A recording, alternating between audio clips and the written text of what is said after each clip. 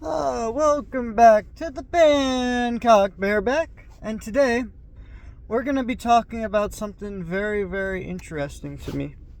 We're going to be talking about an artist, a music artist named John Edmond.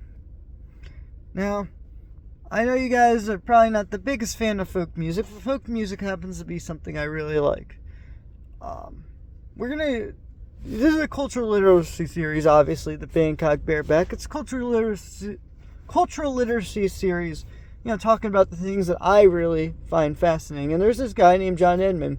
He sings a lot about South African history, mainly Southern African history, because he mainly sings about 3 different countries, Zambia, Zimbabwe, and South Africa. But his newer stuff's about South Africa. But besides that, he lives in South Africa, right? Besides that, he grew up in Zimbabwe, so obviously he knows a lot about Zimbabwe. But he's just an interesting folk singer. And it's such a, just listening to his stuff. So he originally was fighting a war. When he was 35, he was in a war for his government. The war was called the Rhodesian Bush War.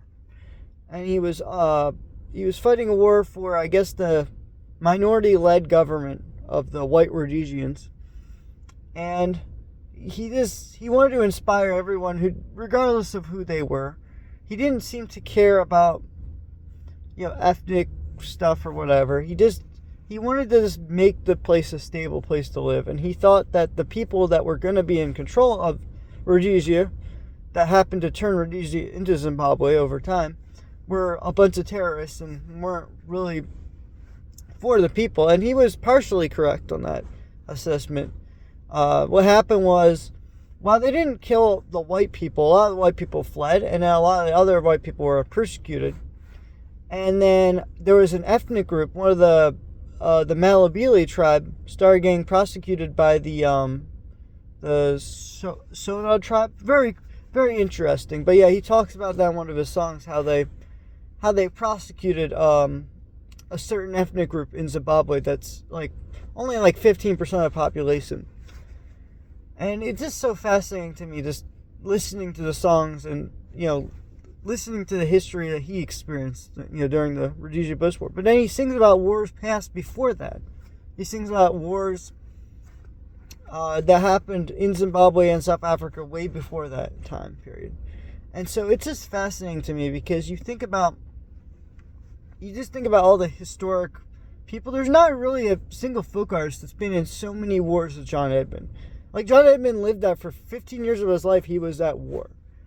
That is a big chunk of his life. Maybe not 30%, but it's a big chunk of his life. He's 88 now. So if you think about it, he was 18 all the way to I think 35 is when he retired. Maybe his 40s, because he started in 35. Yeah, he probably retired in his 40s. So he was at war for 30-something years, probably, because he was in Zambia. He fought for the Northern Rhodesian Zambian Army. Then he fought for the Zimbabwe South Rhodesian Army, and then after 10 years of Zimbabwe rule, he moved to South Africa because he didn't think it was a very safe place to live anymore. And so I can't really blame him that much, I guess. But he talks about it in his book, which I have John Edmond's books. That's how much of a John Edmond fan I have. If you're reading John Edmond books, you clearly, know more about John Edmond than most people.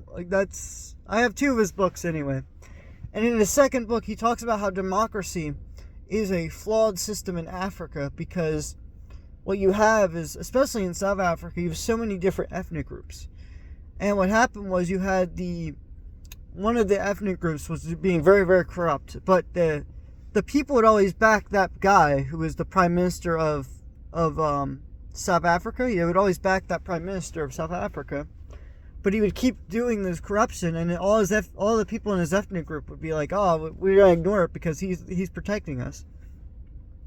And then what happened was they started becoming violent towards other groups of people, and he just talks about the breakdown of democracy in South Africa and many African countries. He says how democracy is a very flawed system.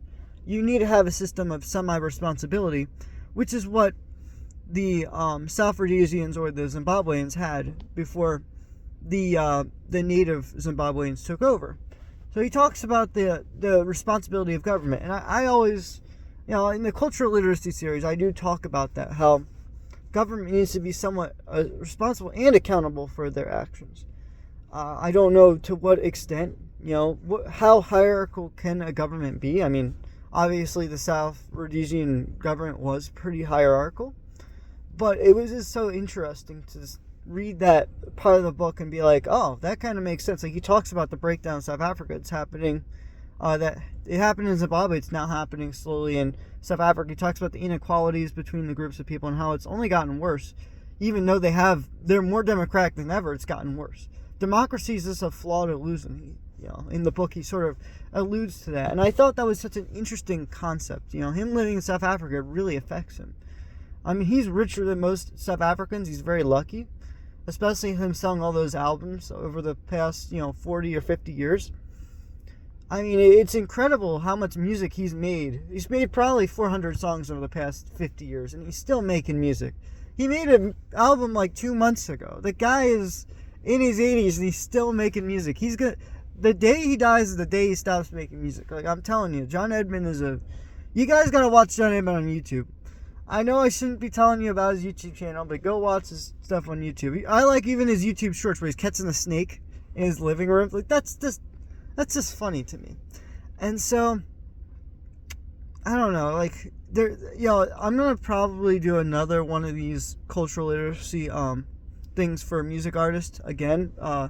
But John Edmond, that's who we're gonna focus on today in the Bangkok Bareback, and he's just such a fascinating character. If you listen to his songs, you probably get more of his personality than me talking about him, because he's just such an interesting singer. Even though most of the songs he talks about are about other people, you get the sense that it lived some of that bush experience. So he lived in a place called the Bush, or he worked in a place called the Bush as an army trooper, which is kind of cool, honestly. It's kind of unique, but it's just such an interesting... He's just such an interesting person. And now his son speaks Dutch, Afrikaans Dutch, in some of his songs, which is very interesting. John Ross Edmond, so he's probably gonna...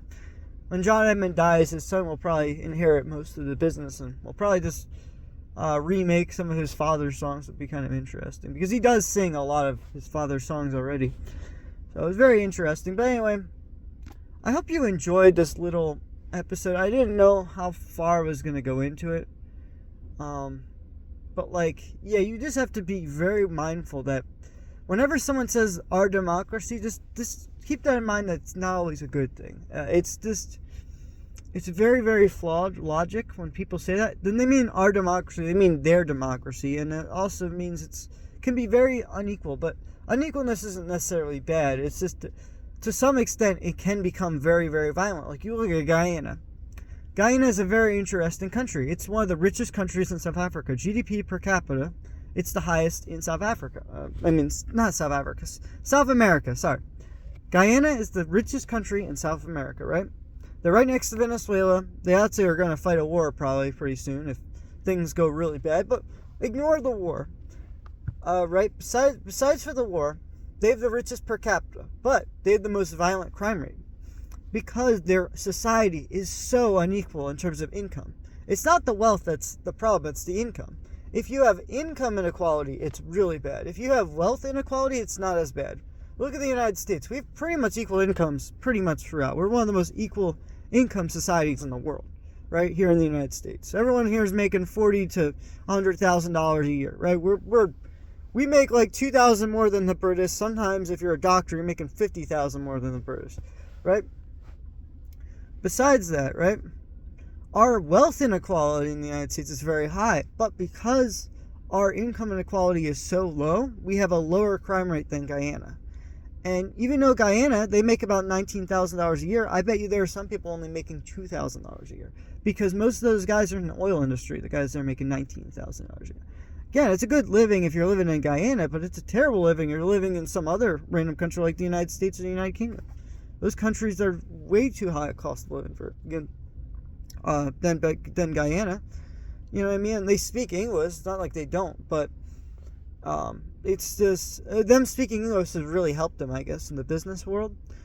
Like, there's probably so many American business partners in Guyana, which is just so fascinating to me. But like, again, and they define themselves as a socialist nation in their constitution, but there doesn't seem to be any major socialist parties, from what I can tell, in Guyana. Such an interesting country. But besides that, I really shouldn't have gone off on tangent on Guyana, because now I'm going to have to go back to John Edmond. John Edmond, again, lives in a very income inequality country, and you're starting to see the breakdown in South Africa. There's really nothing keeping South Africa together. I do imagine that Cape Town will probably secede from South Africa, and the Limpopo province that John Edmond's a part of, which is like 99%, I forgot what ethnic group, probably Limpopo. Honestly, I don't even know.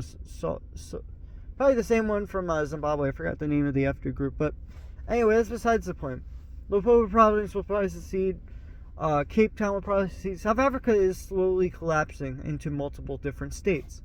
I think as time goes on, those 11 provinces, or I think there's 9 or 11 of them, will probably turn into 9 or 11 countries. But hopefully the South African, citizenship can go through all 11 of those. I'm hoping in the future that the breakdown of these states, because South Africa is pretty centralized right now. Their government has monopolized the power supply and the different parts of the government, like Zimbabwe did 30 years ago. South Africa is making the same mistake. They're monopolizing things and giving it to the government. If that continues, that trend continues, I think we're going to see a breakdown in South African authority eventually, because you're not going to have people trusting the government anymore. You're just not. You cannot just monopolize a business and expect one group of people to manage it for another group of people that they don't really care much for, Like, the fact that someone was trying to give power to one village in South Africa, they said, no, we have to make the power equal. They shut off the power grid for that guy, so only the government can provide the power. Well, guess what? You're using the ideal of equality to lower the supply of something. That doesn't make any sense to me. That much, you know what I mean? Like, oh, it's unfair, this village got all the power, but it's like, yeah, but they did it through their hard work. There's a guy who's willing to supply it. That's his hard work. You shouldn't take that away from him.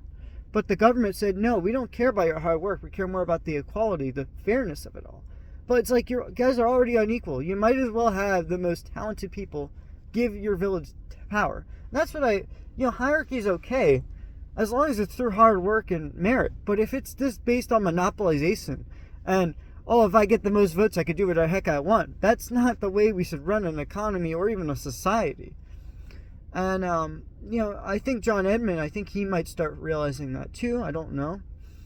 But I don't know. I just hope that he's doing well in South Africa, which I think he's doing pretty well. He's got all his kids and his wife there, so he should be fine. But, and he... it's just very interesting to look at the breakdown of South Africa and just seeing these different groups of people fight. The Khoisan, I don't know what I think they call them the Kai or the Khoisan. I forgot. The Zulu, the Sofa, the Sotans. That's right. People in Lesotho. The Sotans live in South Africa. There's more Sotans in South Africa than Lesotho. The Eswatinians. They're just fighting for no reason. And that's the thing when you have multiculturalism doesn't exist, in my opinion. It does, but it's to some extent, it's not always the most peaceful. Look at the United States, right? We're multi-ethnic, but we're not really multicultural. We only have really 2 major languages that have really inspired our country: the English language and the Spanish language. We have other languages too, but those are the 2 major ones. We're multicultural, I guess, in that sense, that we have multiple languages and we have a lot of ethnic groups. I mean, you look at me, for instance, I'm a mixed whatever, Western, Northern European looking guy, right? So if I went to Western Europe, I would look like a Western European almost. Maybe my facial structure wouldn't look that much like Western European, but my hair color and my eyebrows, they got that Western European feel to it. So, I mean, I guess in that sense, I am culturally similar to the Western Europeans somewhat. I mean, ethnically, I guess. I don't know about culturally. I can't speak like a Western European. I can't speak French. I can't speak Scots. But I can I can understand a little bit of Scots. I don't think I can understand French that much at all. But that being said, despite the fact that I don't speak Scots, I feel like I do have a connection just because my ancestors came from that area. You know what I mean? So it's just such an interesting thing. I think John Edmond sort of seeing the breakdown of all these groups that lived in this area for 400 years, and they're just, because you look at the Africans, right? Those people are mixed white, black, and they speak a language called Afrikaans. They're mixed from the Khoisan people and the Dutch descendants from Europe, and they speak Dutch, a type of Dutch that's Afrikaans. It's 95% mutually intelligible with Dutch, so it's technically its own language. But since only 5% of the word inventory is different, it's really not that bad. And also, it's lost its case system, so it's actually easier for English speakers to learn Afrikaans than Dutch, which is fascinating because most African languages have a higher case system than English. So I don't know what's going on there, but I guess the breakdown of Afrikaans, when you add more languages, generally the more analytic a language gets. It's very interesting. And it just fascinates me. The whole area is fascinating. South Africa is just a fascinating country. And John Edmond singing about South Africa, it's a very unique country, and learning about it from just one of the best folk singers, I bet, in my lifetime. I mean, that's still currently living in my lifetime. It's just fascinating. The fact that he's still alive, I hope he's making more music until well into his 90s. If not, hopefully his son takes the torch, because I don't know what's going to happen. But anyway, you are someone, I am someone else. Goodbye. Talking about John Edmond. Goodbye.